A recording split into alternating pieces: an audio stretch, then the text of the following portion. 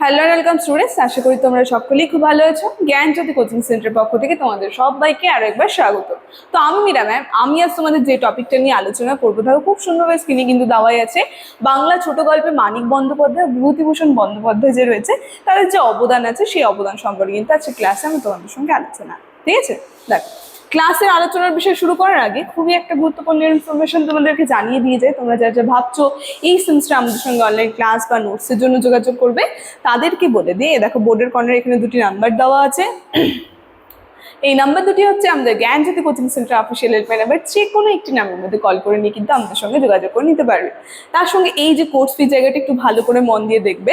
দেখো, মেজর কোর্সে যারা আছে তাদের জন্য কোর্স ফি এখানে কি বলছে 1199। এটা কিন্তু তোমাদের এখন পে করতে হচ্ছে না, শুধুমাত্র 99 রেজিস্ট্রেশন ফির বিনিময়ে কিন্তু তোমরা পুরো কোর্সটা পেয়ে যাচ্ছ। আর এই অফারটা থাকছে প্রথম 100 স্টুডেন্ট যারা আমাদের এখানে অ্যাডমিশন নিচ্ছ সেকেন্ড সেমিস্টার, ফোর্থ সেমিস্টার আর সিক্স সেমিস্টারে, ঠিক আছে? এই অফারটা পেতে গেলে কিন্তু আমাদের সঙ্গে তোমাদের ঝটপট যোগাযোগ করে নিতে হবে, ঠিক আছে? এই ইনফরমেশনটাই তোমাদের দেওয়া ছিল। এখন আমি ক্লাসের আলোচনায় চলে যাচ্ছি। দেখো, প্রথমে বলেছি আজকে আমি যে বিষয়টি নিয়ে আলোচনা করব সেটা হচ্ছে বাংলা ছোট গল্প যে আছে, বাংলা ছোট গল্পে মানিক বন্দ্যোপাধ্যায় তার সঙ্গে বিভূতিভূষণ বন্দ্যোপাধ্যায় যে রয়েছে তাদের দুজনের যে অবদান রয়েছে সেই অবদান সম্পর্কে কিন্তু আজকে ক্লাসে আমি তোমাদের সঙ্গে আলোচনা।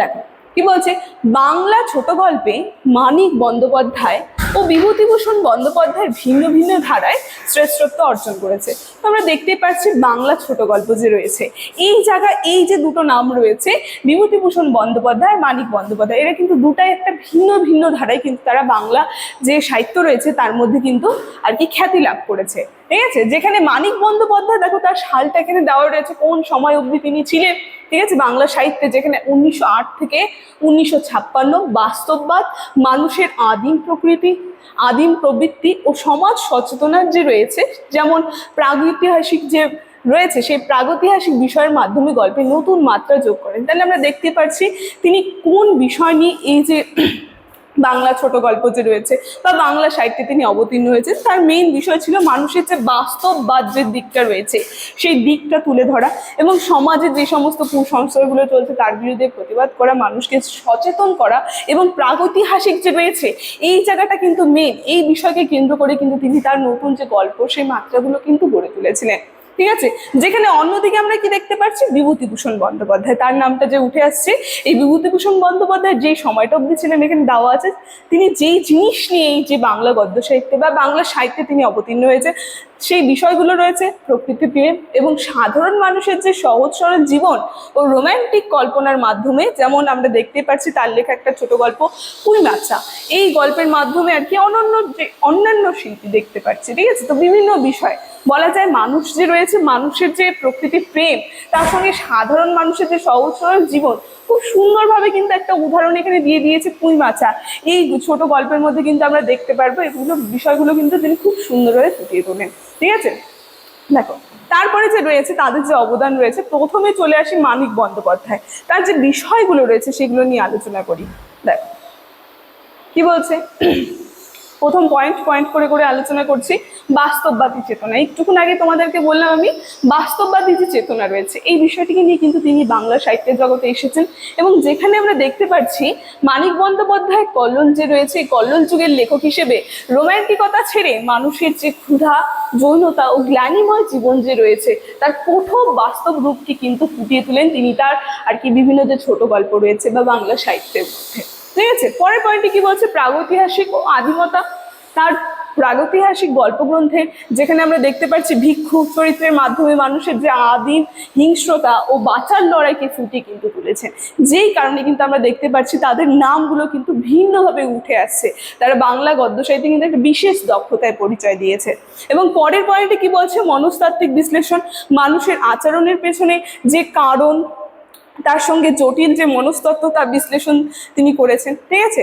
তারপরে পরের পয়েন্টে আমরা দেখতে পাচ্ছি অন্যান্য যে অবদান আছে, যেখানে আমরা দেখতে পাচ্ছি তার নামগুলো বলে দিয়েছে ছোট গল্পের যে রয়েছে, অতসী, মামি এবং সরীসৃপ, বউ ইত্যাদি গল্পে শহরের যে মধ্যবিত্ত ও শ্রমজীবী মানুষের যে জীবনের চিত্র সে চিত্র কিন্তু তিনি অঙ্কন করেছেন, ঠিক আছে? তাহলে আমরা দেখতে পাচ্ছি সাধারণ মানুষের যে বাস্তব দিকটা, ঠিক আছে, তাদের যে দুঃখ কষ্ট এবং বেঁচে থাকার যে লড়াই, এই বিষয়গুলো কিন্তু তিনি খুব সুন্দরভাবে তার গল্পের মধ্যে বাংলা গদ্য সাহিত্যে তিনি লিখেছেন যে সমস্ত গল্পগুলো সের মধ্যে কিন্তু তিনি ফুটিয়ে তুলেছেন, দেখো, তো এরপরে বিভূতিভূষণ বন্দ্যোপাধ্যায় যে রয়েছে, এখন তার অবদানগুলো সম্পর্কে আলোচনা করি।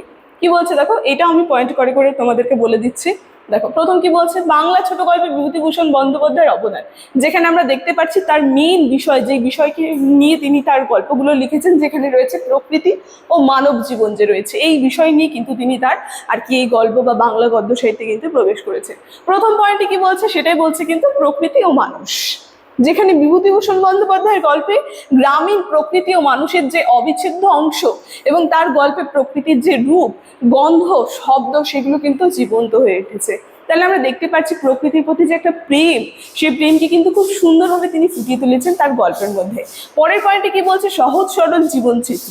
ঠিক আছে, এখানে কি বলছে, তিনি বাংলার প্রান্তিক দরিদ্র অথচ সহজ সরল মানুষের যে জীবনের যে আনন্দ বেদনা অত্যন্ত দরদ দিয়ে কিন্তু ফুটিয়ে তুলেছেন। তাহলে মানুষের যে আনন্দ বেদনা, এই বিষয়গুলিকে কিন্তু তিনি খুব সুন্দরভাবে আর কি দরদ দিয়ে কিন্তু তিনি ফুটিয়ে তুলেছেন।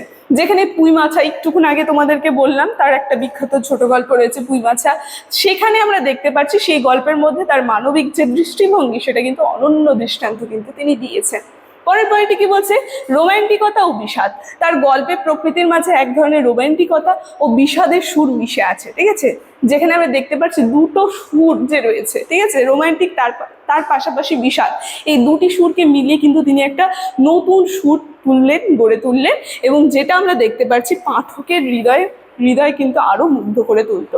ঠিক আছে, পরের পয়েন্টে কি বলছে, অসাধারণ বর্ণনা ভঙ্গি, নিচ্ছক কাহিনীর চেয়ে বর্ণনার সুষমা ও আবেগের গভীরতা তার গল্পকে কালজয়ী করে তুলেছে। তাহলে আমরা দেখতে পাচ্ছি এত সুন্দরভাবে তিনি যে মানুষের যে আর কি কাহিনী, যে নিচ্ছক কাহিনী গল্প, সেই জিনিসগুলোকে এত সুন্দরভাবে ফুটিয়ে তুলতো, যা আমরা দেখতে পাচ্ছি বিশেষ গভীরতা, কিন্তু আবেগের যে গভীরতা, সেই গভীরতার দিকটাকে কিন্তু ফুটিয়ে তুলেছে তার ছোট গল্পের মধ্যে।